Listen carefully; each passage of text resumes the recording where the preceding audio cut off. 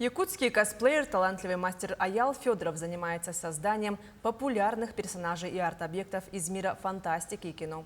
Начинал он самостоятельно, а затем собрал собственную команду.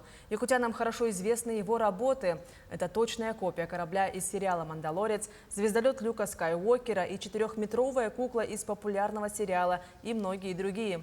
В своем творчестве команда профессионалов активно экспериментирует с созданием арт-объектов, которые вдохновлены персонажами из игр, фильмов и комиксов. Каждый объект – это не просто фигура, а целая история, которую они рассказывают через свои творения. Самое сложное – это процесс подготовки. Это создание лекал, поиск материалов, которые наиболее подходят.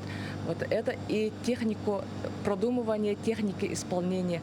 Потому что мы же не только просто шьем, да? Мы иногда технику валяния, допустим, используем. Используем поролоны, материалы разные, какие-то материалы, разные материалы. Поэтому мы получаем регулярно мастер-классы